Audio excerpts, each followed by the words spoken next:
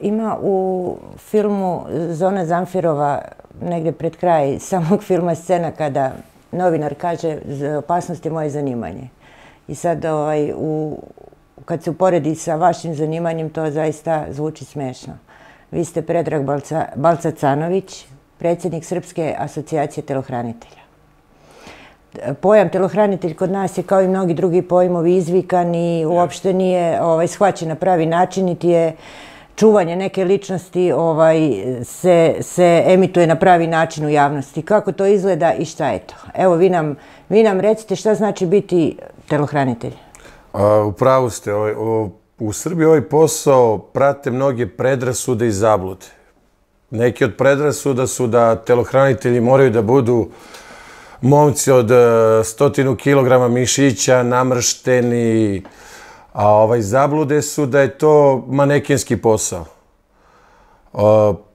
Profesija profesionalnog telohranitelja je nešto što je u suštini doktrina kao i svaka ozbiljna profesija. Iziskuje mnogo truda, mnogo zalaganje, puno odricanja, puno obuka. A pre svega, profesionalni telohranitelj je neko ko treba da bude spreman i svestan da postoji mogućnost da položi svoj život za život klijenta koga štiti.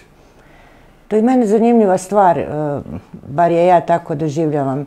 Vi kažete sad morate biti spremni da položite život za klijenta koga štitite, a u isto vrijeme taj klijent svoj život stavlja vama u ruke. Jeste. Kakav je to odnos i kakva je to vrsta poverenja koja se mora stvoriti? I da li se mora stvoriti? Poverenja, da bi mi kao profesionalni telohranitelji funkcionisali i da bi klijent bio bezbedan, mora da postoji obostrano poverenje. A kako se ono stiče? Vremenom. Pazite, vi kada dobijete klijenta ili vas neko angažuje, vi ste u suštini potpuni stranci, iako se ovaj posao uglavnom radi na preporuku. I taj neki nivo poverenja dolazi vremenom, korak po korak. Nikada vam klijent ne otvori sve karte, niti vam normalno stavlja svoj život u ruke tako olako. Ali vašom profesionalnošću, vašim radom, vašom posvećenošću, vi dolazite do tog nivoa da sa klijentom stvarate jedan partnerski odnos u suštini. Kada kažem partnerski, mislim na to da taj stepen poverenja mora da bude ravnopravan i ne sme da se klacka. Klijent mora da bude 100% siguran u vas i da ste spremni da radite svoj posao, ali takođe vi morate da budete sigurni u tog klijenta da će taj klijent u svakom trenutku da stane iza vas po pitanju svega. Pazite, naš posao povlači mnoge potencijalne probleme, samim tim i neke zakonske regulative i probleme do kojih može doći na taj neki drugi način. A koje su to, na primjer, zakonske regulative? Pa zakonske regulative u smislu toga da, kako zakon kaže, vi možete da reagujete samo u sklopu nužne odbrane. Kao profesionalni telohranitelj to znači da možete da zaštitite svoj život ili život klijenta koga štitite, ali odnos sile koja vas napada i sile koja se brani mora da bude recipročan. Pa vi ste tu u svakom slučaju u gubitku. Ovo je... Jer vi branite i sebe i klijenta, a onaj ko napada, pretpostavljamo da mu je meta vaš klijent. Da, ali da bi sačuvali klijenta, pre svega morate da sačuvate sebe. A ako napadač zna da klijent ima obezbeđenje, vi ste u stvari prva meta tu. Jer da bi došlo do klijenta mora da otkloni vas kao prepreku. Ajde se vratimo na ovo poverenje. To podrazumeva biti telohranitelj, ne samo što ste vi rekli, i spremnost, i obuku, i poznavanje same doktrine i bezbednost je cela nauka. Jest, upravo tako. Morate da budete i psiholog. Tako je. Profesionalni telohranitelj je, kako ja volim onako u šali da kažem, u suštini univerzalni vojnik. Neko ko mora da prođe obuku iz bezbedne vožnje, samoodbrane, borbenog pucanja, ali pre svega i dobar psiholog. Tajna ovog posla, ovog zanata jeste metodologija rada. A metodologija rada i suština same priče jeste u suštini preventiva. Morate da se trudite da predupredite nešto. A da bi mogli da osjetite, da predosjetite i da steknete taj odnos sa klijentom gde će klijent moći nesmetano da funkcioniše, da ima totalno poverenje u vas. Pazite, vi sa nekim provodite 24 sata. Kako ja volim da kažem, vi ustanete pre klijenta, legnete nakon klijenta. I taj odnos, vi ste na udaru svega. Vi trpite i njegovo raspoloženje i neraspoloženje, uključeni ste u njegov poslovni život i u privatni život, u problemi i sve ostalo. I kako uspjevate da zadržite tu distancu koja je, pretpostavljam, ipak neophodna? Jeste, da ne pređete tu neku granicu, da ono što kažemo tapšanja po ramenu i svega, da se izgubi ta doza profesionalnosti, ali upravo je to ono što se stiče obukom. I upravo je taj deo gde vi morate da budete psihički, ne samo fizički, jako jaki i sposobni da izdržite sve te izazove. Pazite, vi u suštini živite život vašeg klijenta. Čije ste vi sve živote živjeli? Pa zadnjih 18 godina privatne karijere, ne računajući i vojsku i ono preko, bilo je tu dosta klijenata i sa estrade, i iz politike, i klijenata koje pamtimo po jako dobrim odnosima. Uvijek volim da spomenem jako korektan odnos sa gospodinom Miletom Dragićem, koji je pravi gospodin. Onda sa mojim nekada i saradnikom i sada već prijateljem gospodinom Stojićevićem Karamelom. Ali bilo je tu i ljudi sa estrade, bilo je tu i onih stranaca, bilo je tu i nekih milionera poput Anthony Robbinsa. Kako izgleda čuvati jednog milionera koji iz nekog razloga ili dolazi ovdje ili ste vi na preporuku pozvani da ga čuvate? Pa pazite, pre svega to je jedna lična satisfakcija, jer doći do takvog klijenta to je ogromna preporuka. Ta preporuka misli se na dobru profesionalnu reputaciju. Gde god da se putuje sa klijentom ili stranci koji dolaze ovde, šta je poenta priče? Niko od nas nije Superman. Tako da stranci koji dolaze ovde i bitni ljudi uglavnom imaju neko svoje obezbeđenje, ali šta znači njihovo obezbeđenje na našoj teritoriji? Zato je jako bitna ta mreža i saradnja. Kao i mi kad odemo, vaš klijent je vaš klijent i on ima u vas 100% poverenje. Vi ste uz njega. Ali recimo kad već odemo do Novog Sada, kamoli negde u Evropu, ili potreban nam je neko naš pouzdan i profesionalan ko dobro poznaje teritoriju, ko dobro poznaje tu ljude, sa kim možemo da funkcionišemo nesmetano kao i ovde. Šta to znači naš? Da li je to neko iz vaše asocijacije ili je to neko iz bezbednosnih struktura sa kim vi imate saradnju? Pazite, upravo to jeste poenta asocijacije, umrežavanje. I samim tim je to saradnja sa drugim agencijama, bezbednosnim strukturama ili organizacijama sličnog tipa. A kako vi možete znati da je njihova informacija pouzdana ili nepouzdana? Tako što kroz ovaj posao mnogo putujete. A poenta priče su česte obuke i usavršavanja koje se održavaju ne samo u Srbiji, nego i po Evropi, pa čak i Amerika i Australija. To je način gde se mi upoznamo, dogovorimo neku saradnju, zbližimo i tako funkcionišemo. Da li vi nekad dolazite u situaciju da ste na neki način konkurencija bezbednosnim strukturama? Pazite, ta zabluda je usađena samo u Srbiji. Svuda u svetu sektor privatne bezbednosti je nešto jako bitno i veliko, odmah i za vojske i policije. U Srbiji se to i dalje gleda kao neka konkurencija koja nema uopšte dodirnih tačaka ni istočnim. Pazite, vojska je vojska, policija je policija, ali privatni sektor je privatni sektor. To što ste vi dobar vojnik ili dobar policajac uopšte ne znači da ste profesionalac za blisku zaštitu bilo koga. To što nosite oružje ili poznajete zakon, nije vam preporuka da vi možete da čuvate nečiji život. Obuke bliske zaštite su specifične obuke i telohranitelji zaista prolaze jako strogu selekciju. Kada to kažem, mislim na profesionalne telohranitelje, ne na one ljude koji nakon par dana teretane ili ne znam, bavljenja nekim borilačkim veštinama sebe prozovu obezbeđenjem ili telohraniteljima. Ovo je zaista škola i to traje. Profesionalni telohranitelji su u suštini postaje nakon nekih godinu dana. Ne postaje se profesionalni telohranitelj time što ste vi dobili neki papir i mašite njime i sebe zovete obezbeđenjem ili telohraniteljem. A šta znači to specifična obuka? Evo, možete nam otkriti neku tajnu? Pa specifična obuka je, eto recimo, kao i ovaj primjer što smo naveli da vi provodite 24 sata sa klijentom. Koliko god da je neko možda fizički spreman, ili, ne znam, obučen, dobar je borac ili dobro puca, to nema veze baš sa onim delom koji ste rekli, psihologijom.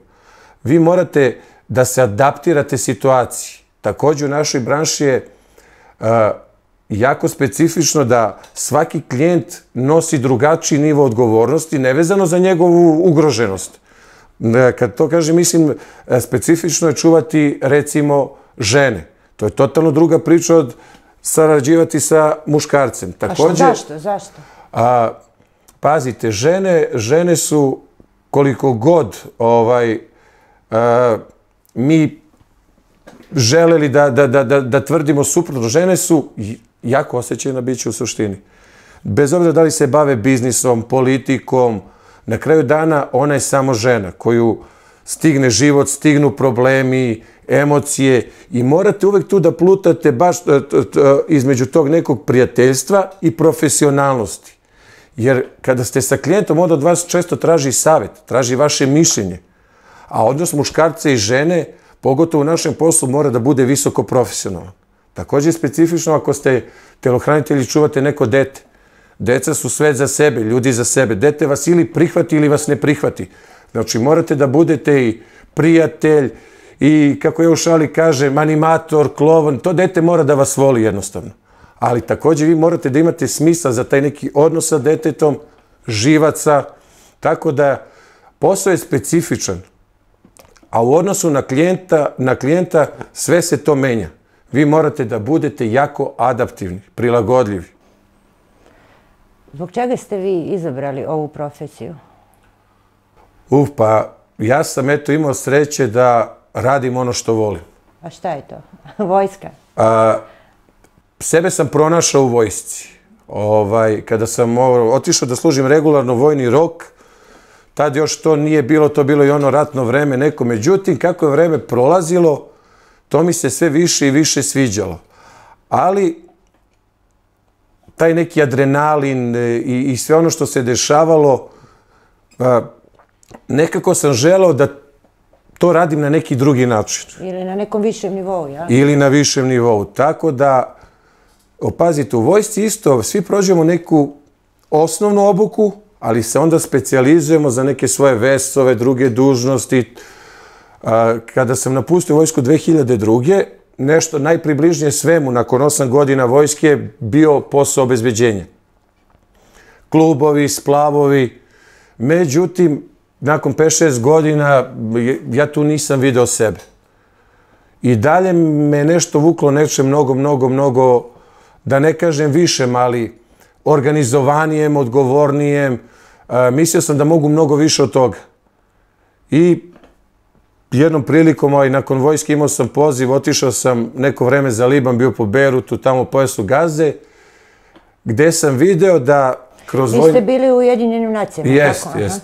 Gde kroz taj neki posao, uniforme, mogu da se rade, to se zove PSD, mogu da se rade neke druge stvari vezane za civilni sektor, da ta obuka može da se usmeri na civilni sektor. I onda mi se nekako rodila ta ideja da bih volao da budem profesionalni telohranitelj. Tad nisam ni maštao o svemu ovome, međutim, kako su godine prolazile, jedna obuka, druga, putovao sam dosta po Evropi.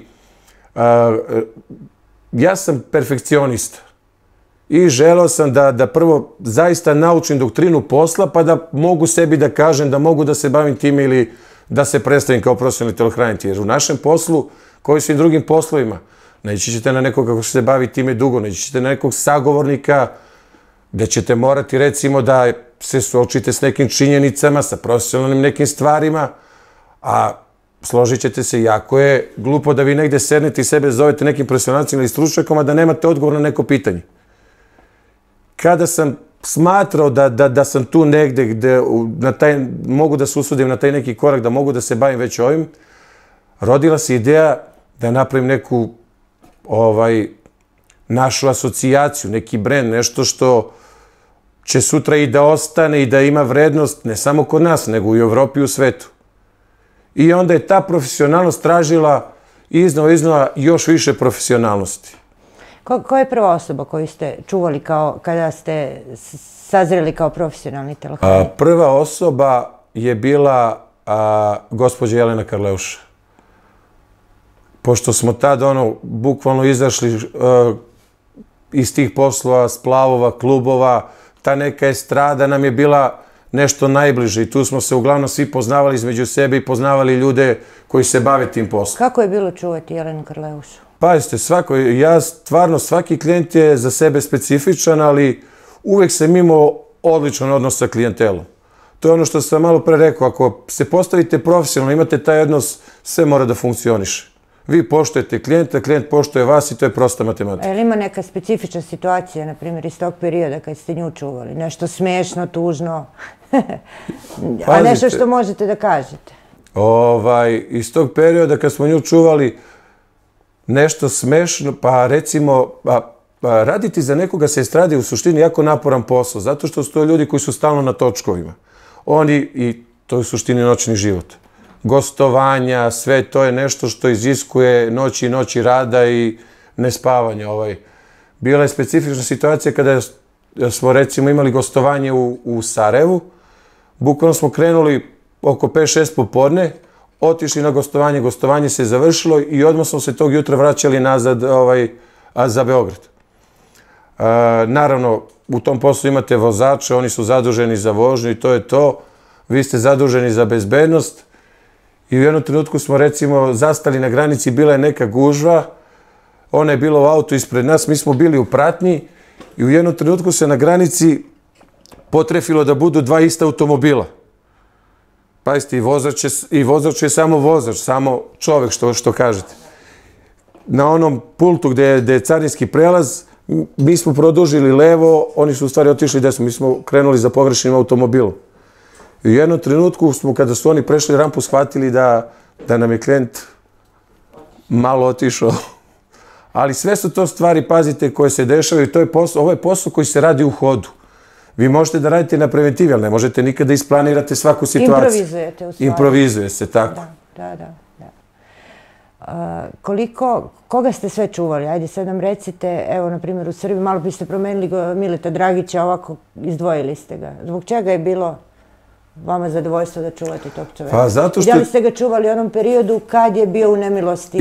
Jeste, taj period, baš taj period. Ja sam tamo krenuo da radim, baš u to vreme bilo i 100 godina hotela Moskva i hotel se renovirao. Ja sam krenuo da radim preko svojih prijatelja tamo na ovoj prijavnici u hotelu. Zašto volim da ga spomenem? Zato što je u pravom smislu te reči gospodin. To je čovek koji kada god dođe prvo vam se javi, pozdravi se sa vama, onda i duži niz godina nakon što sam prestao da budem deo te priče, kada god sam se našao u hotelu Moskva, on je prošao, on je pozdravio, stao, javio se, pita vas kako ste. Pazite, to jako puno znači. Kada vas neko gleda i poštuje kao čoveka i vi ste spremni sve da uradite za tog nekog. Sad jedno pitanje, a kada vas neko ne gleda kao čoveka, nego vas gleda kao gomilu mesa, mišića i neko koga plaća? Kako se onda, da li se to dešavalo i kakav je to onda odnos u poslu? Znate kako, mi kao profesionalci radimo svoj posao pa ga radimo. I kad neko ima odnos prema vama i kada ga nema. I takođe je nevezano za to da li je naš klijent, ne znam, neko ko je visoko ugrožen ili neko bitan, da kažem nebitan, to u našem poslu nije merodavno. U suštini, ja kažem svoje uslove, ako klijent ispunjava ono što ja tražim, plaća cenu koju ja tražim, ja radim svoj posao. Uopšte ne mora da imamo nikakav bliski odnos niti bilo šta, ali pazite, to mnogi ne shvataju da to samo njima otežava naše funkcionisanje i brigu o njihovoj bezbednosti. Ali ako vas neko ne ceni i ne poštuje, to se obično završava tako što se okrenete i odete.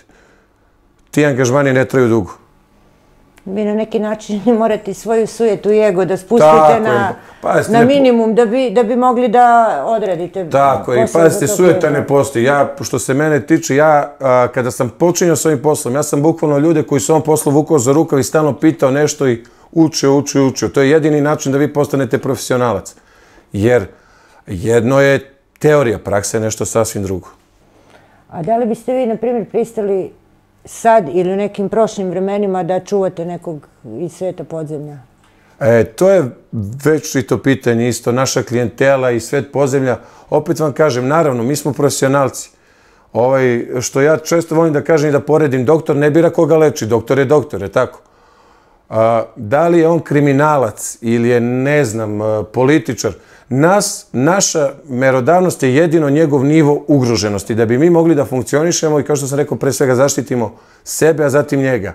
A to čime se klijent bavi, mi to ne ulazimo, osim do te sfere bezbednosti, potrebne pripreme da se on sačuva. Da, evo kad sad pričamo o kriminalu, mnogi su kriminalci onih 90-ih i nakon toga imali obezbeđenje i tako dalje, međutim, gotovo svi su ubijeni. Može li telohranitelj da sačuva nekoga ukoliko nema pravovremenu informaciju? Pa ćemo pričati malo o informacijama kao najvažnijem delu bezbednosti. Pazite, uvek se kaže da nekog može da sačuvate 99%. Uvek postojite 1% gde nešto može da se desi. Ali opet da vam kažem, mnogi nisu sačuvali zato što, opet se vraćamo na to, obezbeđenje, profesionalni telohranitelj je profesionalni, zato se kaže profesionalni. To što neko nekoga čuva, to što neko, ne znam, bavi se kickboksom ili, to ne znači da može da sačuva tvoj život.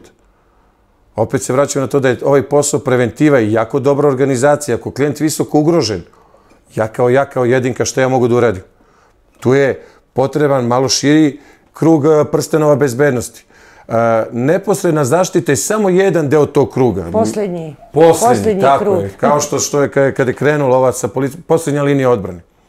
A ono što treba da se odradi i ono što treba da se pripremi da ne dođe do toga je nešto sasvim deseto. Pazite, ako imate visoko ugroženog klijenta i recimo sad treba da ode do nekog restorana ili uvek postoji ekipa koja ode pre. Uvek postoje čistači koji će da nas sačekaju, da obezbede mesto dolaska, da obezbede mesto gde će klijent da bude, da sedi, da provere sve to. Onda dolazimo mi sa klijentom. Takođe uvek neko ostaje napolju, automobili se nikad ne ostavljaju nezaštićeni. Tu se vraćamo isto na činjenicu da mnogi kriminalce i one koji nisu više među nama su čuvali policajci. To što ti nosiš pištolj i što imaš značku, ne znači po defaultu da će neko da te se plaši, da ćeš ti nekoga da sačuvaš i da je taj neko sposoban da te sačuva. To je jako velika zabluda kod nas. Poslednjih decenija mnogo se pominje ugroženost državnih organa. Stalno se pominje neki pokušaj atentata, o tome se naširoko priča, govori. Mislim da je na neki način to mnogo isprofanisano u javnosti. Slažem se. Kako vi gledate na to? Ali pazite, diplomatska bezbednost je najviši nivo našeg posla. Ja sam letos imao prilike i tu čast da na poziv kolega iz Italije organizujem jednu našu grupu koja je išla u Italiju i koja je čuvala jednu kraljevsku porodicu. Kao što smo malo pre rekli, mi smo bili poslednji prsten odbrane. Pazite, diplomatska bezbednost funkcioniše na mnogo drugačiji način. Tu pre svega ključni posao treba da odrade državne službe. To su bezbednosno informativna agencija, tu je informacija najskuplja stvar. Tako. Pa onda svi ostali. Znači službe, pa zatim preventiva koja opet nema dodirnih tačaka sa nama i tek na kraju mi koji smo tu eto za ne daj Bože, ako se nešto desi. Ali pazite, u diplomatskoj zaštiti, ako dođe do toga ne daj Bože, znači da su zatajili mnogi pre nas telohranitelja. I bezbednostne službe države zatajila. Tako je. Da. I totalno je drugačije kada vi radite pod okriljem države, kada imate sva ta ovlašćenja, automobile, propusnice, značke, oružje, backup koji je neograničen. A imate probleme u Srbiji, evo upravo sa tim što ste rekli? Sa propusnicama, nošenjem oružja? U Srbiji postoji veliki problem. Ironija je što je pre 5-6 godina donet zakon o fizičko-tehničkom obezbeđenju, koji, ja sam i ranije pričao na tu temu, koji je totalno besmislen. Vi ste doneli zakon gde se stiče licenca bez kategorisanja. Znači, momak od 18 do 88 godina prolazi potpuno istu obuku i dobija potpuno isto ovlašćenja. Takođe, kako obučavate nekoga da bude, recimo, portir ili da prati novac ili da štiti nečiji život s obukom od 18 dana. Isto ironija gde vi dobijate policijsko ovlašćenje tipa legitimacije, ali je paradoks da vi ne možete samostalno položite obuku, dobijete legitimaciju, ali ne možete samostalno da obavljate tu dužnost, već morate da je radite preko neke ovlašćene agencije. Ako sam dobio državnu licencu, položio za nju, imam prava valjda na tu legitimaciju. Što ja sutra ne bih plaćao sam sebi staž i radio samostalno ovaj posao. Onda je takođe jedna ironija gde vi morate da dobijete, naravno, agencije koje imaju dozvolu za oružje, morate da dobijete odobrenje od MUP-a, da se navede ko je štićena ličnost, da bi vi mogli da nosite oružje, sve to lepo. Ali onda morate da imate najave od tačke A do tačke B gde ćete sutra da boravite, gde će da se kreće klijent, što je suludo. Što je apsolutno... To je ogroman propust u samoj bezbednosti tog klijenta. Takođe, mi smo imali jako puno problema, nosimo oružje, pratimo klijenta, nas zaustavi policija, zaustavi nas interventna, koja ne može jednim pozivom da proveri vašu licencu ili dozvolu za nošenje. Već mora da zove, ne znam, svoju stanicu, svoje nadređene, onda oni zovu tamo negde nekoga, dok informacija ne dođe do 29. Čemu služe onda identifikacije? Čemu služe ti brojevi? Zašto ne postoji jedinstvena baza? A zbog čega je taj zakon tako napravljen? Pa verovatno... Da može klinac od 18 i starac od 88 godina. Verovatno zato što nikakav zakon nije postojao, a onda je neko rešio da taj zakon donese po svaku cenu. Onda su tamo negde u tom nekom seli ovi i oni i onda je svako dodao tu što misli da treba. Tako da vi recimo tu imate element... Struka se nije pitala, očigledno. Pazite, struka je kod nas jako diskutabilan pojam. Struka u Srbiji nema dodirnih tačaka sa stručnjacima, pre svega. Što se mene tiče, zaista mogu otvoreno da pričam, sve ovo što radim godinama i ovo je nešto što je dobilo profesionalnu reputaciju baš zbog toga te reči profesionalno. Stručnjaci su kod nas instant stručnjaci. Stručnjak za bezbednost, evo, šta znači to? Pa ja sam probao da googlam sve to i ne mogu da nađem šta je stručnjak za bezbednost. Pazite, Srbija je puna vojno-političkih analitičara i stručnjaka za bezbednost. I okej, poštujem, recimo, stručnjak si za bezbednost, ali jesi ti Copperfield? Iz kog sektora bezbednosti si stručnjak? Za merenje brzine vetra, poplava, pritiska u gumama, stručnjak za bezbednost. Pazite, ja sam neko ko je u ovom poslu, opet kažem, u privatnom sektoru 18 godina i dalje sebe ne zovem stručnjakom. Ja sam neko ko pola života trenira borilačke veštine, ja sam instruktor, nikad za sebe nisam rekao da sam majstor borilačkih veština. To su jako krupne reči. A druga stvar je, opet vraćam se na to, ja sam imao često prilike da predajem kao gost predavač i u raznim školama i na raznim seminarima. Vi možete da budete i doktor nauka i profesor i sve, ali opet kažem, praksa je praksa, teorija je teorija. Ne možete vi u teoriji da objasnite nekome sad kako da se odbrani, ne znam, od palice, od noža ili bilo šta, ili da u teoriji pripremite sad zaštitu nekog klijenta. Možete da napravite procenu rizika, plan bezbednosti, ali sve ostalo od tih stručnjaka, eto, zaista kad gledate televiziju, vi možete da pomislite da je Srbija najbezbednija zemlja na svetu, pa mi više imamo stručnjaka nego obično narod. I analitičara za bezbednost. Ja mislim da su to samo proklamovane titule. Nemate ništa, ne znam, ali od titule se ne živi. Dobro, neki žive očigledno. Pa da, neki žive od nedostatka dokaza, neki od... I od nedostatka stručnosti, postoji stručnjaci. Da li vam se desilo tokom vaše profesionalne karijere da je neko napao osobu koju vi štitite? Pa jeste. Ja sam nažalost imao 2 puta tu nesreću, u stvari sreću da preživim, ali jednom prilikom sam bio ranjen i nepokretan 6 meseci. Bukvalno ponovo učio da hodam, oporavljao se. Pogođen sam bio u kuk i u nogu. A drugom prilikom sam u Libanu dobio, da kažem, geler od jedne granate i koje mi je povredilo rame. Pazite, to je posao koji zaista mnogi shvataju olako, a posao gde možete u sekundi da izgubite glavu. Vaša prva greška može da bude i vaša poslednja greška. Ovo je posao gde morate da budete zaista svesni toga da vi svakoga dana ostavljate vašu porodicu i stavljate vaš život na kocku. Rekli ste da ste bili i u Africi, putovali ste, odnosno radili. Pa nam ispričajte gdje ste bili u misiji Ujedinjenih nacija. Taj period je bio Liban, Bejrut, baš dole, pojas Gaze i dobar deo u Libanu. Radili smo na pratnji. To su, ono što sam sa početka razgovora rekao, civilni poslovi u stvari sa tom nekom vojnom doktrinom. Pošto radite pratnju konvoja.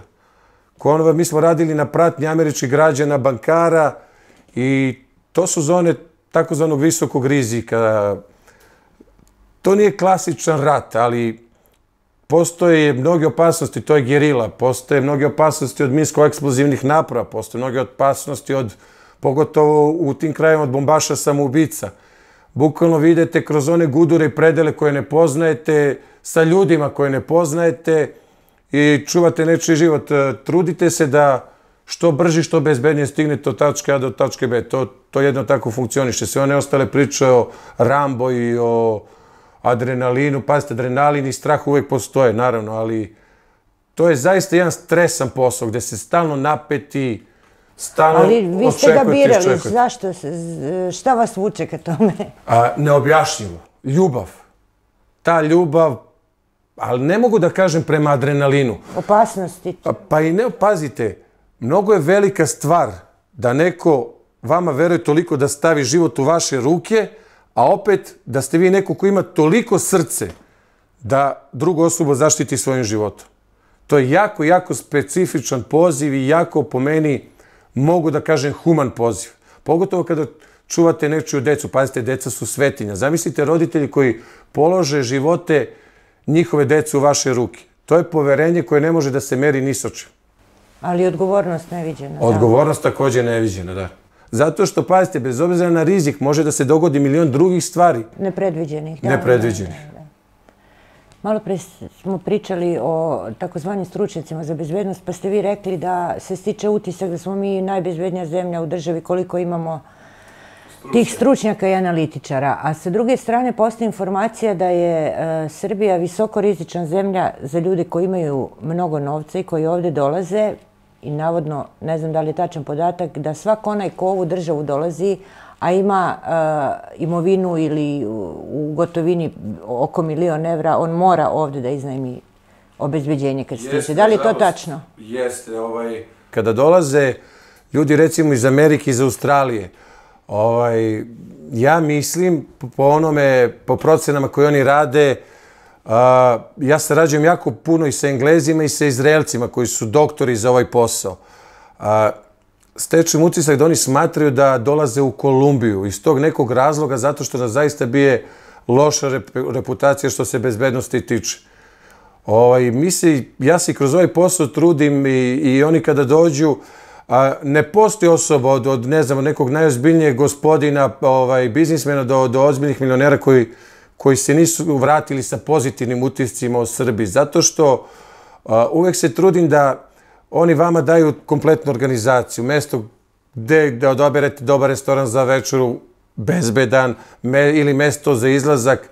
I onda oni koji ostaju duže od jednog dana ovde prođu, vide i shvate da smo u suštini, Bogu hvala, jako gostoljubivi, da je Srbija jedna zemlja u kojoj može najnormalnije da se živi i funkcioniše. Opet sa druge strane, taj neki rizik u suštini uvijek postoji. Znate kako, mnogi ljudi, ja jako ne volim te priče kao recimo pevačice ili ne znam, biznis, jao šta će njemu obezbeđenje, šta će njoj. Pazite, opet se vraća ono preventiva. Znate kako, i to neko obezbeđenje nije samo obezbeđenje kada kažemo telohranitelj čuva nečiji život, on čuva i njegov integritet i štiti ga od raznih vidova pretnje, čak i od, ne samo od fizičkog, od psihičkog maltretiranja.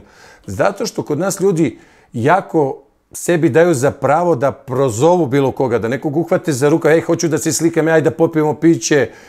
To je problem recimo ovih poznatih ljudi, javnih ličnosti i svega. A zato smatram da je neka osnovna kultura, da kažem, ovih ljudi koji dolaze, koji uopšte imaju neku imovinu, potreba da se osjećaju bezbedni. A ko stvara tu sliku Srbije kao Kolumbije za ljude koji dolaze, rekli ste Australija, Amerika, Engleska?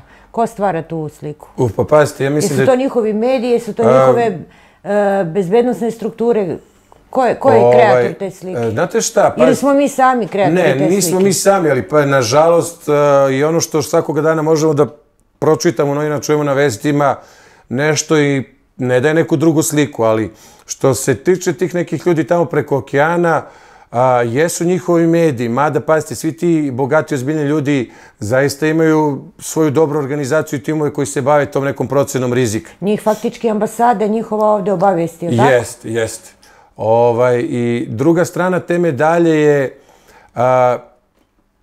poznata slika o beogradskom dobrom noćnom životu i provodu, ali isto tako, ista ta slika poznata da se tamo sve i svašta dešava u toku te noći.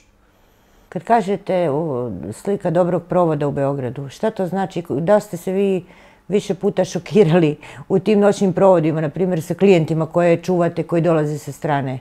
Da li ste se šokirali njihovim ponašanjem u određenim momentima kad se opuste, nekim zahtjevima?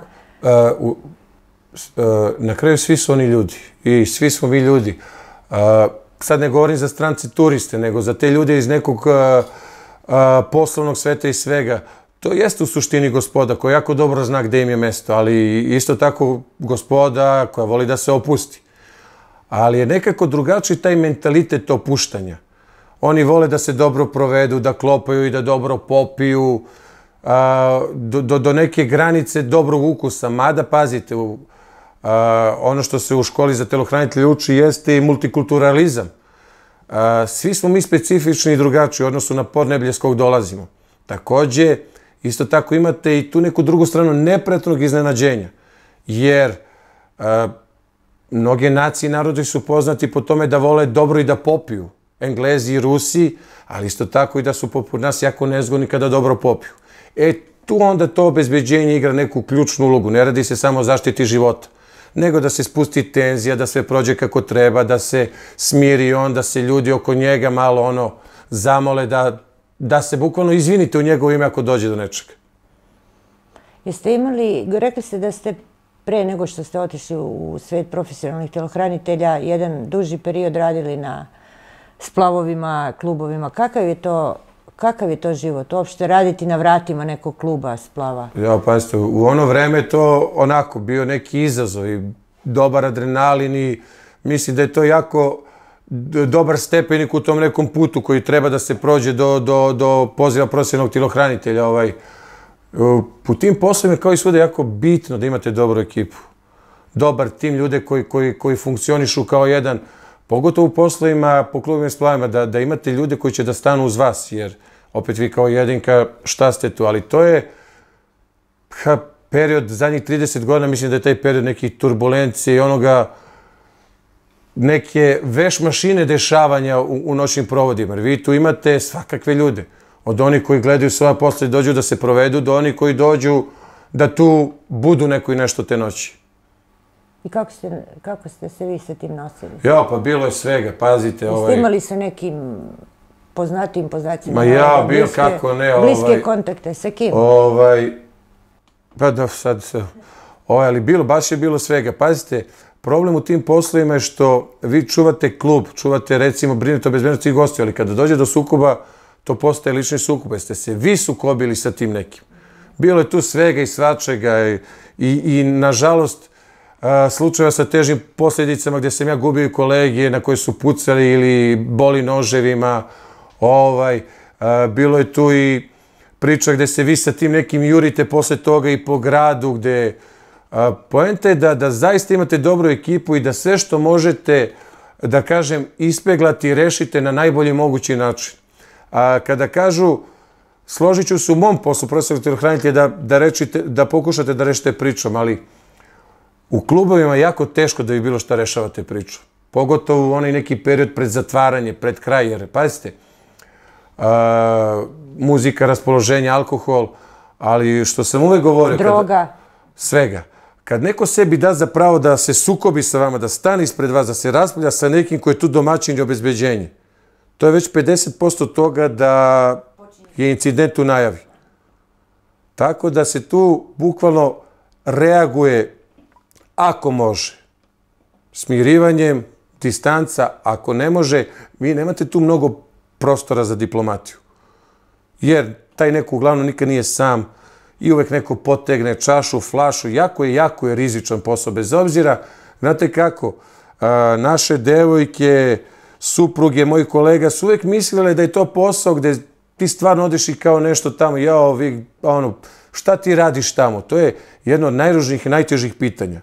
Jer vi, bukvalno kada odete, ja mogu da kažem, naši splavi, naši klubovi su ratišta.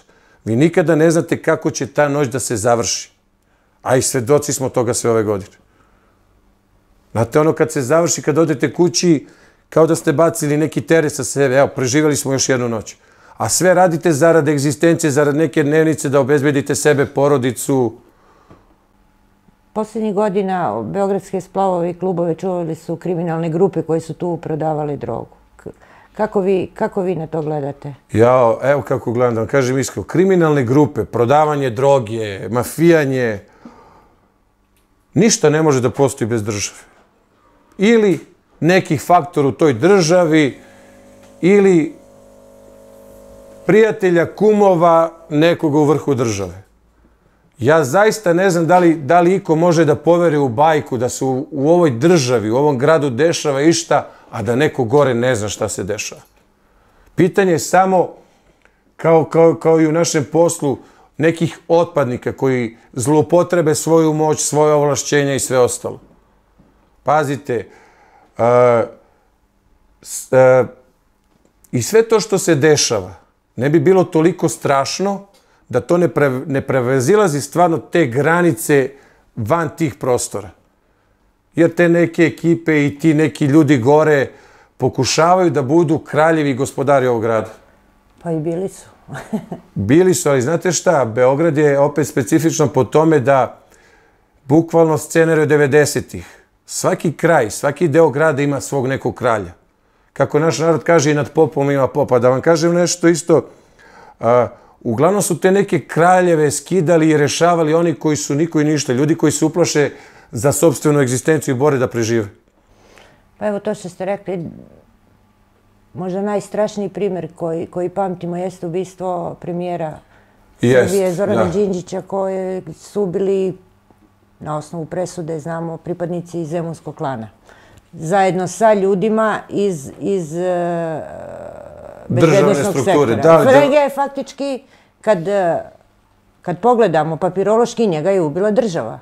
Odnosno ljudi koji su radili za državu u ministarstvu, pre toga u tajnoj policiji, a negdje 2002. godine kad su prešli u sastav ministarstva. Da. Pazite, da vam kažem nešto, kao neko koji radi u vojnoj bezbednosti, mi u stvari ne znamo koga je ubio. Mi samo znamo ono što nam je neko servirao. Ne znam da li se 0,5% pravih informacija prenese u javnost. Ne mogu da shvatim ljude koji stvarno gledaju vesti ili čitaju novine i sve uzimaju zdravo za gotovo. Pazite, također možete da kupite 5 dnevnih novina gde ćete da vidite istu vest na 5 različitih načina sa 5 različitih činjenica i navedenih stvari. Da li ga je ubio zemunski klan i ko je tu kriv? To ajde da kažemo, da ostavimo po strani, ali da suštinska stvar je propust u sistemu bezbednosti. U sistemu bezbednosti. Jer premijer se ne brani vama i obezbeđenjem, nego se brani informacijom. Tako je, vojno-obaveštajnim strukturama. Kontraobaveštajnim sektorima. Pogotovo, da, kontraobaveštajni rad, ali velika je greška naših političara, opet da kažem, rekao sam biznismeni ovih onih, što misle da kunajme, ne znam sad, jednog dvojicu kriminalaca ili jednog dvojicu policajaca, da će oni da ih zaštite. To uopšte ne funkcioniše tako. A u ovom slučaju, kad je u pitanju premijer, pa ja tu ne znam šta nije zatajilo. Mi sad možemo da krijemo ljude koji su bili pored njega, što je banalnost i glupost. Da vas pitam još jednu stvar, eto recimo, najlogičnija stvar, i da su svi zatajili. Ako je snajper bio ovdje ili onde, pa ovdje je bio generalštvo, ovdje je bila vojna uprava bezbednosti, ovdje je uprava policije. ko čuva uopšte te objekte i te zgrade. I ja sam se tu prvo zapitao, pa tu je mogo bilo ko da dođe i da postavi bombu bilo gde i da dignu u vazduh zgradu policije ili generalštaba, bilo čega. Pa gde su svi oni faktori koji trebaju da obezbeđuju taj deo vazdušnog prostora, ulica i svega ostalog? Pa to je trebalo da je najbezbednija ulica na svetu. Da premijer dođe sam izađe iz auta i da mu ne treba obezbeđenje. Gde su svi ostali bili tu?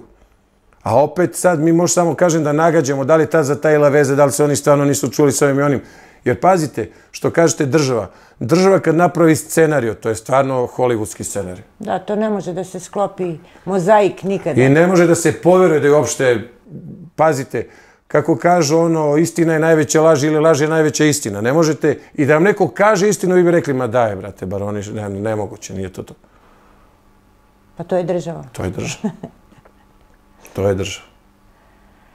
Ajde pričajte malo o ljudima koji ste čuvali ovde u Srbiji. Da li ste čuvali Novaka Đokovića ikada?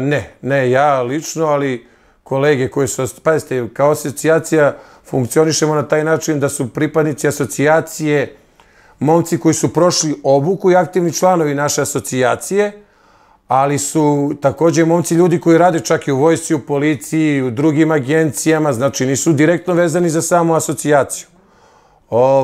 Tako da smo kroz asocijaciju imali prilike zaista da čuvamo i naše mnoge poznate ličnosti, i sportiste, i pevače, ali uvek je najlepša stvar u svim tim pričama jeste upravo to. Kada evo ovdje na ovim fotografijama možete da vidite neke od naših poznatih ličnosti ili stvari koje su, mi se uglavnom trudimo da sve bude diskrecija, ali ono što izađe u javnost ili što, ne znam, novinari dokumentuju i mi pričamo o tom i to objavljamo.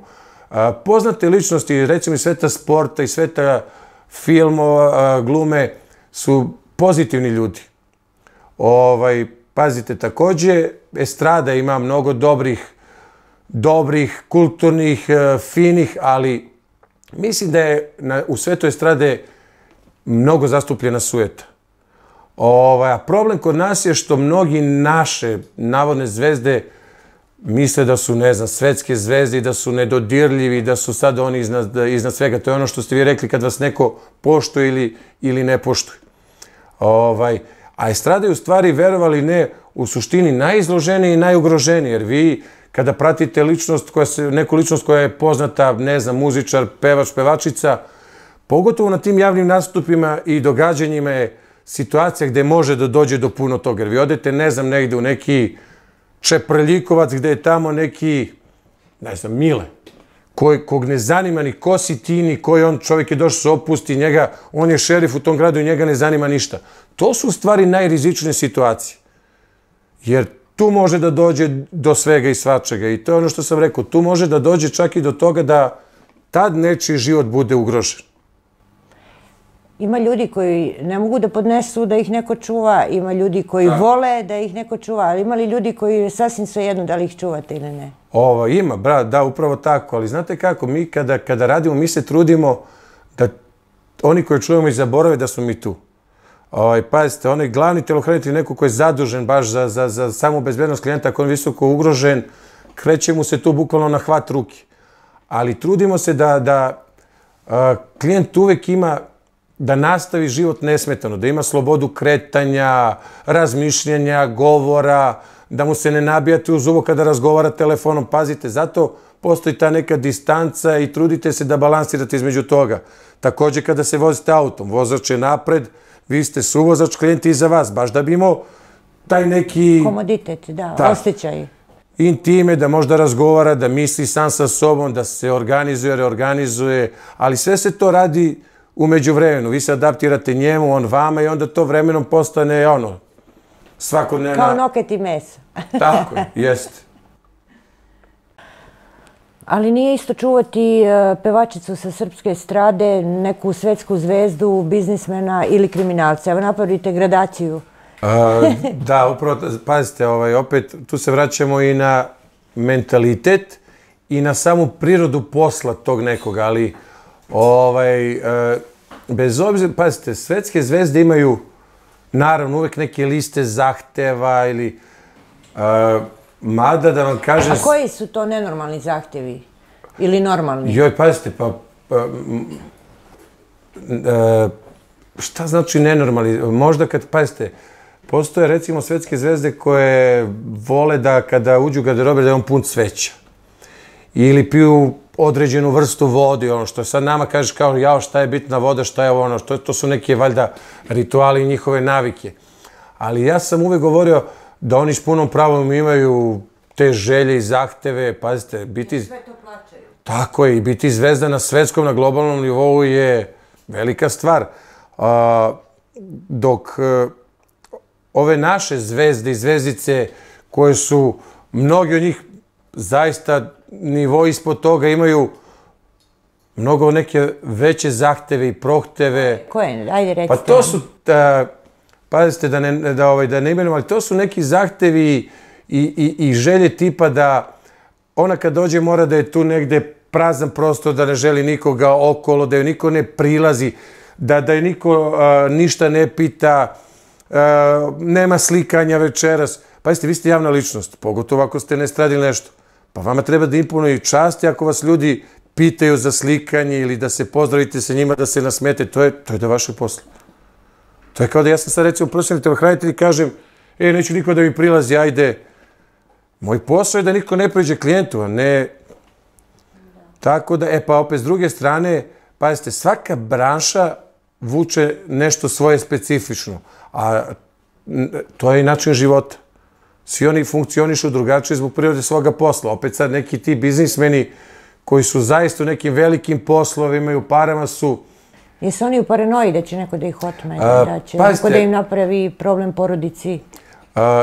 Ozbiljni biznismeni su zaista ljudi koji jako dobro znaju gde im je mesto i trude se da sve to bude kako treba i da budu diskretni, da vi budete ispoštovani, da svi budu zadovoljni, jer u suštini samo tako i može da funkcioniše, ali jesu u nekom strahu, što i jeste logično. Ako imate puno para, ovaj naš narod, ovo naše podneblje je takvo da valjda ljudi misle da vi to držite u kući ili da uvek nosite novac sa sobom. I uvek postoji ta neka doza straha. Pa dobro, zato što smo imali u bliskoj prošlosti otmicu biznismena, plaćao se otkup u milionima. Ali isto tako, gledajte, ljudi greše kada misle da neko ozbiljan poznat ili neko ko u parama da je on najugroženiji. Ne, najugroženiji jesu članovi porodice, jer su oni najosjetljivija karika u njegovom životu i također su uglavnom prepristupačni nego on sam. Tako da im se približi neko ko želi da ih zloupotrebi. Zato oni ljudi koji zaista smatraju da postoji neki rizik ili je dokumentovano postoji neki rizik, se trude da i nivo bezbednosti porodice bude kao i njegov nivo bezbednosti na zavidnom nivou. A jeste čuvali kriminalce? Pa jesmo, kroz karijeru, ja, kolege... Kako to izgleda? To je posao recimo visokog rizika, jer nikad ne znate ko, šta i gde njemu u suštini preti. Oni su... Jer on ne može vama da kaže da vam poveri šta radi. Ne mogu ni oni da pohvataju sve. Vi ste tu i konkurencija mnogima i zbog poslova kojim se bavite, a i zbog statusa koji imate. Tako da konstantna opasnost preti stalno. Pazite, čuvati neku visoko ugroženu ličnost, da li on, ne znam, poznat ili je kriminalac, povlači mnogo veći bezbedonosni rizik i mnogo veću odgovornost, zato što čuvate njega, čuvate automobile kojima se kreće, kuću u kojoj živi i napetost je tu stalna. Trenutak ulaska, izlaska iz kuće, ulaska, izlaska iz firme, kretanje konvoja, odlazak u restoran, odlazak u bilo koji javni objekat, tržni centar je sve nešto što povlači veliki rizik. A da li biste ikada čuvali nekog iz sveta podzemlja za koga saznate ili znate da se bavi trgovinom drogom? Imate li tu moralnu dilemu? Koja je razlika sad i čime se u stvari bave kriminalci u suštini, ako je kriminalac već? Ne prodaju kokice, ne prodaju, oni svi rade te neke, da kažemo, crne poslove. Poenta priče je samo da budete svesni koga čuvate i rizika koga prihvatate. Sve ostalo je, ja ne mogu da kažem tu vaša moralna, jer opet to mi je na neki način cinizam sad. s jedne strane kao šta sad, čuvaš neku poznatu pevačicu jer je to šta kao limunada od posla ovog zato što je nevezano za drogu ili nešto, zaista jeste ogroman rizik. Pogotovo na našem podneblju. Ali opet vam kažem, to čime se neko bavi, nas ne zanima. Šta on privatno radi? Da li se drogira, da li pije, da li voli da uživa, ne znam na koji način. Nas zanima samo nivo rizika po njegov život i da li mi kao mi možemo da odgovorimo na zahteve tog posla. Jer gledajte, imate telohranitelje, da kažemo, za osobe nižeg rizika koji su nenaoružani. Imate obezbeđenja koje, ne znam, lako naoružanje. Imate ljude visokog rizika koji putuju sa 3 automobila punog obezbeđenja. To su neke stvari koje vi možete ili ne možete da odradite. I cena toga je ta i ta. Može li on da plati, hoće li da plati ili ne, samo to je merodavno. Malo pre ste pomenuli Izrael i rekli ste da jako poštujete njihovu vojsku, pa ajde pričam malo o Mosadu. I koliko vi iz te doktrine Mosadove koristite u vašem poslu? Mosad, možemo da pričamo, Mosad je, mogu da kažem, urbana legenda, ali ja sam imao tu čast, imam i dalje tu čast da sam neko i da je Srpska asocijacija telohranitelja neko ko su Izraelci odabrali da radi za njih i sa njima kada neka njihova klijentela dolazi ovde, što je po meni za ovaj naš posao jedno zaista veliko priznanje vaše profesionalnosti. Razlika u njihovom sistemu rada i ostalih, ne znam, Amerikanaca, Britanaca, evropskih, je što su oni zaista kao jedna celina u satu. Ništa ne prepuštaju slučaju. Mi, kada radimo za njih ili sa njima, to je, ako je angažman 5 sati, 6 sati, 12 sati, 24 sata, to je nešto što je bukvalno do sekunde koliko god može isplanirano i ne postoji ništa što se prepušta slučaju. Ako se, ne znam, ide odavde do Novog Sada, bukvalno se zna svaki ćošak, svake rute, gde je koja pumpa, gde je koji restoran, gde je... I idu čak dotle da se planira šta može da se desi ako dođe do zemljotresa, do poplave, do nekog nevremena, gde možemo da se sklonimo u prvih 5 km, drugi 10 km, pa takođe uvek imate vozilo backup koje je na nekih 10-20 minuta od vas na toj nekoj distanci koja uvek može da odreaguje. Zaista su perfekcionisti, ali opet, znate šta se tako, kada sam i krenuo sa stvaranjem Srpske asocijacije telohranitelja, kada su u Srbiji svi govorili da je to nemoguće, da nikada nešto što je srpsko ne može da zaživi. Poštujem način rada, metodi obuke Izraelaca, Amerikanaca, Engleza, ne znam, Španaca, ali po meni jako je suludo što mi stalno, nama dolaze instruktori odavde, odande, mi se obučamo po ovom. Ljudi imaju sistemi i doktrine čuvanja, obuka i obezbeđenja koje su prilagođenje njihovom načinu života, njihovom podneblju, njihovim zakonima. Kako mi možemo da usvajamo i da radimo nešto što nema dodirnih tačaka sa nama? A onda uvek sam govorio da, pazite, Srbija koja je potkovana zaista vrsnim ljudima, stručnjacima, profesionalcima, kad to kažem, mislim na naše vojnike koji su školovani. Pazite, profesionalni vojnik je neko koji je pre svega školovan. Onda smo u takvom podneblju gde smo potkovani tako, nažalost, debelim iskustvom i za ratnu sredinu, za ratovanja, za urbana dešavanja, u slučaju rata, bilo koji drugi stvari. Mi imamo ljude koji mogu da pariraju bilo kome, bilo kojim stručnjacima. Zašto onda mi ne bi bili ti koji obučavamo naše? Ali to je valjda ona prokleta srpska sujeta gde je valjda ono što dolazi od preko uvek mnogo... Malo pre ste rekli, Mosad je urbana legenda. Zbog čega? Mom skromnom mišljenju. CIA, Mi-5, to su organizacije koje su urbane. To su organizacije koje su na neki način više podređene špijunaži, opremi, satelitima, praćenju, akcijama koje su bazirane na nekim drugim stvarima. Mosad je organizacija koja je doktor za sve. Mosad je organizacija koja je praksom ali praksom, surovom praksom na terenu s pomoć kanapa i štapa pokazala i dokazala šta je profesionalnost. I organizacija koja je u stvari stvorila državu kao državu. I zbog koje opstaje cela država kao Izrael. Dobro, sad to zavisi iz kog ugla se posmatra. Ako ih posmatrate kao okupatore Palestine, onda ima iz drugog ugla posmatrate tu celu situaciju. Pazite, ja vam pričam zato što sam delom i bio dole i ja sam surovo realan. Znači, niti držim stranu, niti...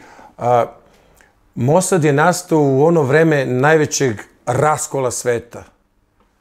Drugi svetski rat, posle drugog svetskog rata, sve ono što se dešavalo, organizacija za koju niko nije znao da postoji, a koja je po celom svetu izvodila akcije. Pazite, po celom svetu izvodila akcije. Evo, ja se samo na osnovu toga vodim.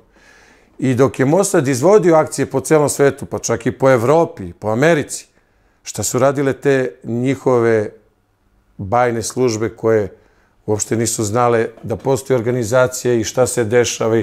Pazite, koliko god je izgledalo surovo, ja to mogu da poredim nekada sa našom UDBom i OZNom, koja je bila, možemo mi da pričamo šta god hoćemo, volili, ne volili, slagali se, ne slagali se. To je bila služba. Služba koja je isto tako. Po Evropi... Kanalisala događaje, pravila događaje, iscenirala događaje, pisala istoriju, da. Dođu, odu, niko ne zna da su bili tu. U tom segmentu gledam i na Mosad i na sve to. Sada ovo već što se dešava i kasnije, urbanije, da, već kad imamo televizijske serije, to već je nešto što je samo istorija. Kada su nastali i po rezultatima koje su oni davali, vi znate da su oni jurili sve one naciste po svetu za koje niko nije znao ni gde su ni da postoje. Po njihovim rezultatima u to vreme sve ono što su radili, samo možemo da kažemo svaka čast. Koliko vi koristite detalja iz Mosadove doktrine u vašoj asocijaciji? Znate kako, ne detalje, ali neke sisteme tipa obuke, ono što smo pričali o obuci telohranitelja, čak i u civilnom sektoru imate obuku za diplomatsku bezbednost. Tu telohranitelji prolaze bukvalno sve od prislušnih uređaja prve pomoći, pa čak i do situacija ispitivanja i uloge žrtve. U slučaju otmice i bilo čega što je također jako realan scenario za visoko ugroženog klijenta ili za neku zonu visokog rizika. Tu su te neke stvari, elementi obuke i doktrina koje se uključuju u celu tu obuku. Zato ja kažem da bi neko sebe nazvao profesionalnim telohraniteljem, stvarno treba da je univerzalni vojnik i da prođe jedan deo i nivo obuke gde može da stani i da kaže sebi znam da radim taj posao. A kako vi u obuci simulirate tu realnu situaciju? Bukvalno tako, što je napravimo realno. Što recimo naši polaznici kada radimo, da krenemo od osnove, od pratnje ličnosti i formacijskog kretanja, oni nakon obuke dobiju zadatak da prate nekoga sad, recimo u ovom delu grada ili ulice 2-3 naokolo, dobiju rutu, maršrutu kretanja koju oni moraju da isplaniraju i u sklopu te rute jednoj grupi može da se desi neki iznenadi nemili događaj i napad na klijenta, a drugoj može da se ne desi ništa, ali recimo postavljamo instruktore koji vrše njihov nadzor, pa ih snimaju, pa ih slikaju i onda oni moraju nakon završene obuke tog dela da sastave izveštaj šta su videli, šta se dogodilo, šta su primetili. Isto tako, te napade kada simuliramo, oni su iznenadi, ne znaju odakle će da dođe. Takođe, kada rade proveru auta, minsko-eksplozivnih naprava, vi sakrijete taj uređaj negdje, oni moraju da ga pronađu, da pokušaju da ga pronađu. Takođe i simulacija, otmica, pazite, ne otimamo ih stvarno, ali postavite nekoga, ljudi jako drugačije počnu da razmišljaju nakon pola sata, nakon 2, recimo simulacija, otmice ili ispitivanja. Student sedne tu i vi ga ostavite tu u jednoj prostoriji i izađete. Kažeš mu, tipa evo kako mi radi, sad čekaj, dolazim odmah. I nema vas 10 minuta, nema vas 20 minuta, nema vas 15 minuta, nema vas 30 minuta. Prati se njegovo ponašanje. Diplomatska bezbednost je nešto što je stvarno ono gde treba da budete perfekcionista. Nakon toga imamo različite vrste testova na koji studenti radi. Kako ljudi reaguju? Naprimjer, ostane sam. Verujte mi, jako čudno. Svi. Neko bude nervozan, neko ne skapira da je to deo obuke, izađe, nema nikoga, ali kada krenete sa ispitivanjem, nije kao u policiji, ali pazite, od najbanalnih i od nekih pitanja koja su na izgled glupa, gde on treba da počne da razmišlja o odgovorima, a pre svega pita sebe, kako je ovo pitanje, čemu ovo pitanje, tu počinje da isplivava taj deo, da li je neko za ovaj posao ili nije neko za ovaj posao. Mi imamo osnovnu obuku, baš se bukvalno zove se basic osnovna obuka, gde vršimo to neko filtriranje. I to je obuka na koju mogu bukvalno da dođu svi, nevezano za branšu ili ono, neko želi, mora da postoji prvi korak. Znači, neko ko se nikad nije bavio tim poslom i nema dodirnih tačaka. I kako ga filtrirate?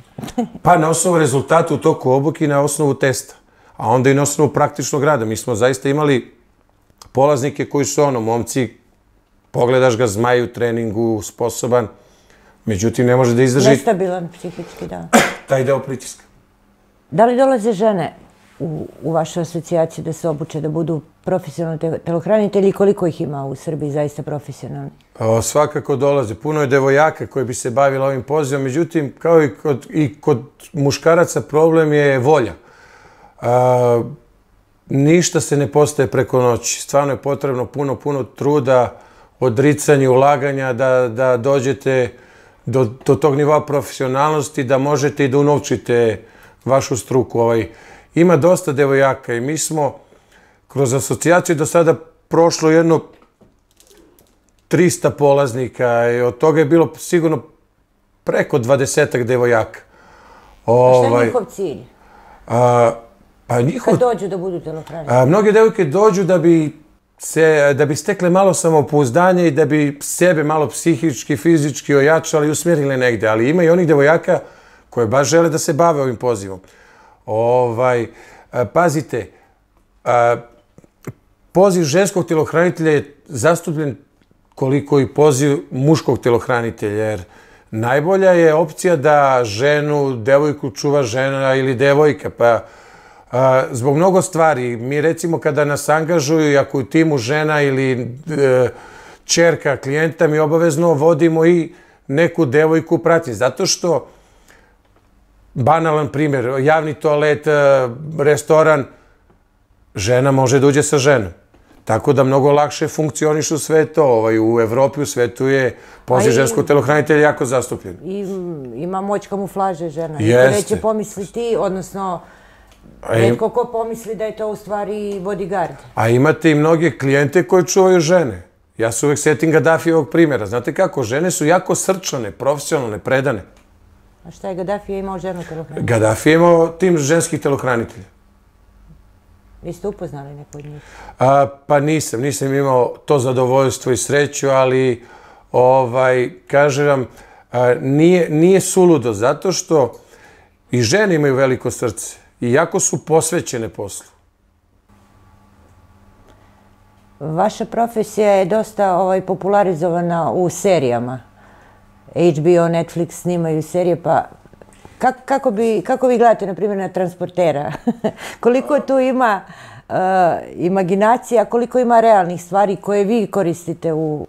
Jeste zastupljeno i pogotovo u prethodnih godina, ali pazite, retko koji film ili serije su, da kažem, realni. Ja baš kada gledam obraćam pažnju na detalje, kao i kada se snimaju spotovi, ti neki detalji kako neko stoji pored nekoga ili ulazi, izlazi iz auta ili kako otvara vrata klijentu, po tome vidite u stvari da li je neko stručno radio na tom projektu, jeste. Ali ima, ja uvek volim da se setim onog filma sa Kevinom Costnerom Telohranitelj, koji zaista lepo opisuje taj neki odnos i sve ono do čega može da dođe u odnosu sa klijentom, do zbližavanja, intimiziranja, pa čak i davanja života za to. Pa kao je ova serija na Netflixu, isto Bodyguard, engleska. Tako da ima dosta realnih filmova. Transporter je u suštini samo jedan dobar akcioni film. Pazite, koliko god vi bili obučeni i sve, jedan čovjek protiv petorice ili desetorice, to je već neka fikcija. A drugo, vi kada ste tu da zaštitite nekoga, vaše je da odreagujete što brže i da se što pre sklonite sa tog mesta i da sklonite vaše klijenta. A kad štitite samo novac, kako to izgleda? Rekli ste da ste radili transport. Transport novca, pratio novca je totalno druga priča, pazite. I to su uglavnom radi vozila, mada u Srbiji to nije slučaj. Vidjeli smo milion primjera gde se vozila voze u običnim kombima, pa čak i Lada Niva je služila za transport novca. Transport novca je isto nešto što je visoko rizično. Imali smo i dosta slučajeva pljački samih transporta novca u Srbiji. Ali to je posao koji uglavnom rade dvojica. U pitanju je blindirano vozilo, u pitanju je obezbeđenje koje treba da ima i oružje, i pancire, i GPS uređaje za pratnju, da se svake sekunde zna ruta kretanja gde i zašto vozilo stalo. To funkcioniše po sistemu da je vozač uvek u blindi, ne izlazi iz blinde, a da onaj ko nosi kofer ili novac je najugroženije u trenutku kad izlazi, ulazi i vrši sam transport tog novca od do vozila. Malo pre ste pomenuli film Telohranitelj. Da li se vama desilo u karijeri da se sa nekim zbližite, odnosno da stupite u intimni odnos sa osobom koju čuvate? Da vam kažem, nije. Ja sam stvarno, ne da nije bilo slučajeva gde je moglo da se desi, ali sam se zaista uvijek trudio, izbegavao takve stvari i balansirao koliko god sam mogao da ostanem profesionalan. Znate zašto? To je druga ružnija strana te medalje, što vi u tom odnosu više nikada ne možete da radite svoj posao.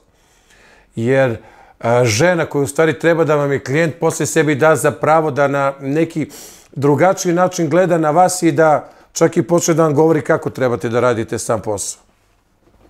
Ali bio sam svedok primjera gde su neki od mojih kolega ulazili u taj neki intiman odnos i to se, nažalost, nikad nije završavalo happy endom. Pogotovo što taj neko treba da plati. Tako je. Pa se svede na to da radite za nekoga za ručak ili jednu košulju i parfem. Koji je najugroženiji objekat u Srbiji, bezbednosno? Da li je to ambasada Izraela? Pošto su bile nekada neke priče da je od svih objekata u Srbiji to najugroženiji objekat. Ambasadi i rezidencije jesu po defaultu objekti visokog značaja i visoke ugroženosti. Ja smatram da to uopšte nije slučaj u Srbiji, jer ja zaista, Bogu hvala, ne znam i ne pamtim kada je neka ambasada, osim demonstracija, bila meta napada, a kamoli daleko bilo nekog bombaškog napada ili granatiranja. Zapaljene su, tako, ambasada Amerike i Nemačke. Kada su bile demonstracije, ali to je opet propust. Propust same organizacije, čak i države, ali to je bio specifičan događaj te vrste gde se moglo očekivati nešto i gde je sama bezbednost mogla da se tih par dana digne na neki viši nivo. Najugroženiji objekti po meni su javni objekti, tržni centri, pa čak i sam aerodrom. Skoro smo pričali o neku temu, imamo paradoks, pa pre par godina je isto bila ona bomba na ruskom aerodromu. Po meni je recimo suludo da su vam aerodromi u stvari otvoreni na izvolite. Vi imate carinu kod koje se vrši pregled, ali aerodrom kao aerodrom, tu svako može da uđe, svako može da unese bilo što i može da bude svakoga dana čin terorističkog akta. Da, ne prolazi se kroz neki detektor metala. Valjda ta bezbedonosna procena i provjera treba da se vrše na samom ulazu oni koji dolaze, odlaze ili dočekuju ljudi. Po meni su, znači, ti neki objekti, javni objekti, pogotovo tržni centri, a i svedoci smo da su u Evropi najčešća meta napada upravo tržni centri. Najveći broj ljudi. Pazite, kad neko hoće da izvrši teroristički akt, on se trudi da to bude mesto gde je puno ljudi, da šteta bude što veća, nažalost. Metro, aerodrom, železnička stanica. Tako je. Ste čuvali nekog političara srpskog? Pokojnog Cvijana. Mada ja sam ga čuvao u periodu kada se on odvojio, kada je krenuo neku svoju privatnu političku kampanju i nakon toga, koliko ja znam, je otišao za Ameriku i mi smo naš deo posla odradili. Koliko ste puta vi bili mete napada? Da li vas je pretukao telohranitelj nekog kriminalca, političara? Pa nije, pazite, u našem poslu najmanje dođe do incidenta takve vrste da se neko tuče sa nekim, ali kažem, kroz moj posao sam nažalost imao 2 puta taj nemili scenario da jednom bude pucano na nas, a drugi put da to bude gele neke granate.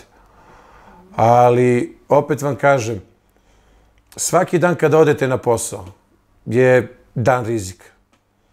Jer zaista ja ne znam ko je vidoviti, ko može da predupredi sve i da najgora je ona priča, ma neće niko. Ma neće niko nas, ma neće niko njega. To je nešto što vam uljuljku neku lažnu sigurnost kao i neka rutina koju određeni klijenti vole da praktikuju svakoga dana i to je nešto što stvarno nemarnost i rutina mogu da vas koštaju života. Kad čuvate neku osobu visokog rizika i sad jedan deo obezbeđenja pripada službama bezbednosti, a da li drugi deo može na insistiranje te osobe da budete vi? I da li dolazite u konflikt bilo koje vrste sa ljudima koji imaju, da kažemo, te državnu funkciju i značku? Jako je čest slučaj da neko dobije po proceni rizika državno obezbeđenje, ali da pored toga imaju svoje obezbeđenje, jer ljudi, kao što smo na početku rekli, vole da nekome veruju, da su sigurni u onoga ko radi za njih, ali da vam kažem, sarađujemo, pazite, logično je da sarađujemo, tu nema mesta sujeti. U obostranom interesu je da sarađujemo jer jednim drugima olakšavamo posao i samim tim smo svi bezbedni. Jako bi bilo suludo i paradoks da se sad mi nešto tu kosimo i da ratujemo između sebe. Ta neka, ne znam čime izazvana rivalnost se dešava samo kada se, recimo, srećemo sa policijskim organima, mi radimo u privatnom sektoru. Iz nekog razloga oni uvek na nas gledaju sa nekim podoštavanjem, a mogu odgovorno da vam tvrdim da u našoj branši, u privatnom sektoru, našoj asocijaciji ima mnogo sposobnih, profesionalnih i obučenih i momaka i devojaka nego oni koji nose uniformu. Sad ajde ponovo samo još jednom da se vratimo na premijera Zorana Đinđića. On je takođe imao tako državno obezbeđenje koje je po defaultu morao da ima, a imao je privatno obezbeđenje. Prema nekim pričama, ne znam čak ni da li je to ikada objavljeno, zvaničan dokument, u njegovom obezbeđenju 14 ljudi nije moglo da prođe proveru. Nije prošlo bezbednosnu proveru. To se i danas dešava, da ljudi, opet kažem, angažuju te neke ljude, ne znam, iz neke kriminogene sredine, jer misle da će oni da ih sačuvaju. A kada nekog takvog uvučete u svoj život, pa vi ste već sami sebi navukli deo rizika. Ne zbog vas, nego zbog tog nekog koji je već u sukobu sa nekim drugim ljudima, strukturama i koga nevezano za vas opet ti drugi žele da uklone. A je li vam se dešavalo da vas neko angažuje samo zato što dobro izgledate? Trebao mu je taj imidž? Pa dešava se, da, zastupljeno i to. Ima onih koji žele da izađu, pa žele malo da se nešto pokažu, ali pazite, u zavisnosti, opet kažem, od klijenta, oni dobiju i taj neki nivo obezbeđenja. Mi smo tu da odradimo svoj posao, a sad za takve neke ljude i osobe uvek postoje oni koji su manje iskusni, koji mogu tu da prođu i da odrade taj posao. Dobro, i za kraj, koga nikada ne bi čuvali? Koga nikada ne bi čuvao? Pazite, nikada ne bi čuvao ubicu. Nekoga ko je ne etiketiran, nego za koga je dokazano da je ubica na ovaj ili onaj način. Ima i takvi slučajevi da su oni sad nešto ugroženi, da ima, bilo je kada su hteli da nazovu zbog ovog onoga i procesi su suđenja i svega, nikada ne bih angažovao ubicu. A zbog čega? Pa zato što smatram da je moj posao human i da ne daj Bože ako dođe do toga, ja jesam u problemu, ali ja branim svoj život i branim život klijenta, to vam je kao u ratu. Ne možete da osuđujete vojnike koji nehotici ili braneći svoj život reaguju na taj način. Ali neko ko ubija zbog zadovoljstva ili zbog para je po meni posljednja margina ovog sveta. Znači ipak postoji moralni kodeks, jer malo pre ste tokom razgovora rekli da kad smo pričali o kriminalcima, da. Pazite, nikada nisam razmišljao na tu temu i ovo je prvi put da mi neko postavio takvo pitanje. Znači, nema tih para za koji bi stali ispred ubice, ne zato što se plašite, nego zato što smatrate da je nemoralno. Tako je. Hvala na razgovoru. Hvala vama.